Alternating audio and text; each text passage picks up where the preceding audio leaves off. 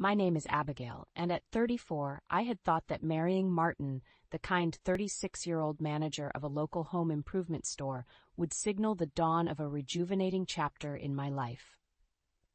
The world had felt like a promise, a tender possibility wrapped up in vows and the soft smile he gave me when he asked me to be his wife.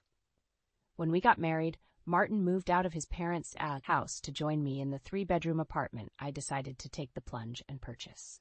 It wasn't in the heart of the city, and it certainly wasn't a penthouse in some glossy luxury high-rise, yet it was perfect for us. The place was still fairly new, just 2 years old, affordable and comfortable. Martin never had opulent tastes anyway, or so I thought. As we both juggled our busy work schedules in the early days of move-in excitement, we soon found a delicate balance that allowed us to synchronize our days off. We even started planning our honeymoon, a delightful topic that often found its way into our evenings, filling the air with a kind of charged hope. Those were moments when gladness blossomed straightforwardly within me.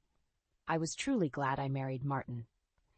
But, like the slow pull of threads from a favorite sweater, the atmosphere in our new home began to unravel. My mother and sister want to come over to see our new home tomorrow, so I've invited them, Martin revealed one evening, nonchalantly breaking the news as if it were as common as commenting on the weather. I felt a flicker of annoyance at his failure to discuss the date with me first, and responded, "But tomorrow is your day off, Martin. I have to work. Didn't you think to ask me?" He dismissed it with a wave, proclaiming it was fine since they'd only be looking around the house, and I relented. Little did I know that the light of the next day would cast shadows on my trust in Martin's decisive character. The evening following Martin's family visit, I returned home after a long day at the university medical office to an unexpected symphony of laughter and clinking glasses. A pleasant aroma wafted from the living room, smells that promised a banquet I hadn't planned for. Stepping into the cluttered room, my eyes met the jovial faces of Martin, my mother-in-law, and sister-in-law, whose merrymaking unfolded around a table that groaned under the weight of food and drink. "What's going on?" I could hardly conceal my dismay. My mother-in-law raised her glass in a woozy toast, her greeting laced with good cheer, but devoid of awareness. "Oh, Abigail, you're home. Done with work?" She didn't notice the tension knitting my brow. My sister-in-law, more astute, attempted to disarm me with empathy even as she indulged in snacks. "Hey, Abigail, you must be tired. But isn't this place amazing?" Her comment concealed a probing fork. It was clear where the food had come from. Martin, my husband, was complicit in their casual plunder of our larder, shrugging off my question about dinner with the simplicity of a man who hasn't had to negotiate boundaries within his own home. "They had time, so why not dinner?"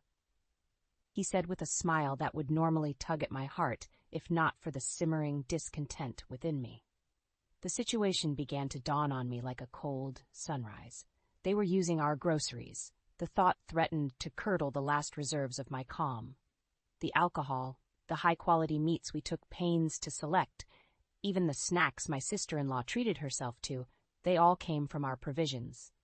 Their brazenness crested when my mother-in-law, perhaps emboldened by the wine, exclaimed with a mighty laugh, "If you have so much in the fridge, there's no need to add more. Who wants that hassle?" She declared it as though it was her right, unsettling me deep to my core. I could only muster a strained smile and a resolve to retreat. "I'll just take care of my portion, then."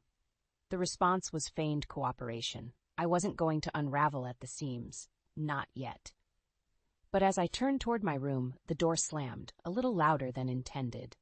The noise was an accidental cannonade, signaling an internal battle they couldn't possibly perceive. From behind the closed door, their whispers were just coherent enough to prick at my dignity. "Is she always this rough? Will she break something in such a nice house?" Martin's agreeable voice endeavored to calm the waters. "She's tired from work, that's all." I laid awake that night, the events of the evening playing in my mind like a discordant melody. Was this a one-off occurrence, or a herald of things to come? What next? The awaited honeymoon in Alaska seemed both a balm and a distant dream. As our honeymoon drew closer, the anticipation of Alaska's allure seemed to patch up the frayed edges of discontent that had threatened to spread within me. I clung to the belief that our getaways, just Martin and me, would keep the reality of domestic tension at bay. Our 3 nights in Alaska melded into the kind of perfection seldom found outside glossy travel brochures. We soaked in hot springs, marveled at the auroras, and indulged in local cuisine, ensuring our days were enshrined in joyful memories. Amidst this temporary escape, life was an untroubled stream, and with every reflection of the northern lights in Martin's eyes, I felt a flicker of the ease we'd shared before. Returning home, riding on the quiet high of our short-lived isolation, I was jerked back to reality with a troubling afterthought. Did I lock the bathroom window? I asked aloud, a distant concern since we lived on the 4th floor of an apartment that seemed secure against the world. It'll be fine, Martin nonchalantly assured me. My mother and sister are there. The words struck me like a bucket of ice water. What? Why are they at our place? I kept my voice as steady as possible, masking the rise of anxiety. Oh, didn't I tell you? He was the picture of equanimity as he explained they were to clean while we were away. Left unsaid was that he'd lent them our keys, deciding yet again without my input that our home was theirs to occupy as they pleased. I spent the rest of the journey stewing in silence. When we walked through the door, the scene before us eclipsed my worst imaginings. Another unauthorized festivity unfolded, surrounded by bags that suggested a more permanent stay. Oh, you're back? Did you enjoy your trip? My mother-in-law greeted us, her casualness an aggravating buzz in my ears. The anger in me begged for release. It seared through my veins, fueling a confrontation I'd long sought to avoid. Enough, what are you doing? Please go home. This is our house. The words erupted from me, a volcanic plea for them to recognize the sanctity of our space. My mother-in-law, tipsy from both alcohol and audacity, came back with a scorching retort. This is Martin's house, so there's no problem with whatever we, his family, do. Her daughter was quick to add to the conflagration, we should have more right to be here than you. The injustice of their words was the spark that set my restraint ablaze. I pay for this home, too. My voice was an unfamiliar battle cry as I claimed my ground. Then came Martin's voice, trying and failing to douse the flames. Hey, Abigail, don't talk to my family like that. We're all going to live here. The fighting words hung in the air, a challenge thrown down without my consent. And what about me, Martin? When did I lose my say? He shook his head, dispensing the final blow coldly. If you hate it so much, you can leave. There, in the heart of the battlefield, his directive became the banner under which I chose to walk away. I left with the knowledge that there was no turning back. The path forward was lonely but liberating. My days unfolded away from Martin and his family.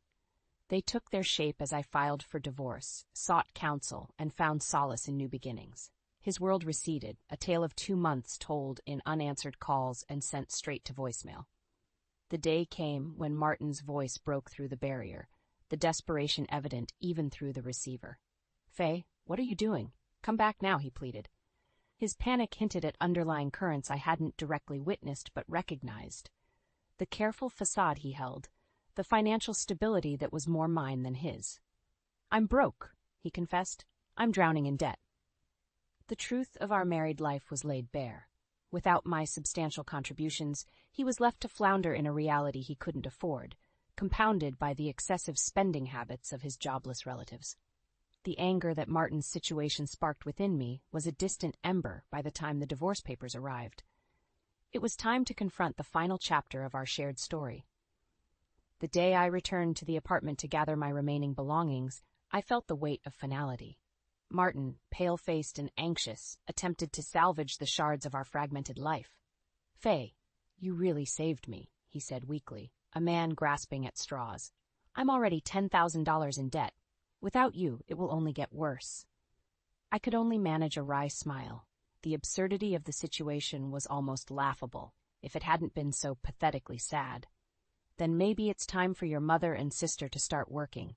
3 incomes are better than 1, I suggested, a mixture of genuine advice and exasperated retort. The suggestion landed like a boulder in a still pond. Aren't you going to help us out? Martin's disbelief was palpable, the expectation that I would continue to be their financial lifeline etched in every line of his face. The clarity of my resolve cut through the heaviness of the room. Why should I pay for your living expenses? It's your responsibility now. I said I'd consider helping, but I can't support those who won't even try to support themselves. Their protests were white noise as I focused on the practicalities. Packing my belongings, signing documents, pulling away from a shared life that no longer recognized me as a part of it. Good luck, was all I could muster as I closed the door for the last time and drove away. Months dissolved into a past life, and I felt my world expand in ways I hadn't imagined while tethered to Martin's sinking ship. The money that once evaporated into an endless well now funded my passions and travels. My work at the medical office was invigorated, no longer a means to an end but a joy in itself. Then there was the doctor, the one who had lent a sympathetic ear through the tumultuous times. "You're really glowing recently, Abigail." His compliment was a bright note in a melody that had regained its harmony. Before long, we found ourselves entwined in a dance that was all new steps and laughter, my heart rediscovering its rhythm. In the company of this man who saw me, not the overstretched savior of a wayward family, but simply Abigail, I was rejuvenated. Martin's plight was a distant echo by then, a cautionary tale whispered by the wind. Though I sometimes wondered if he and his family had found their footing, I knew any compassion I felt was reserved for a version of them that had ceased to exist the day I chose myself over their chaos. Moving forward, life was full of possibility, an open book where every page was mine to write, unmarred by obligation or unwelcome intrusion. It was liberating, joyous, and wonderfully mine.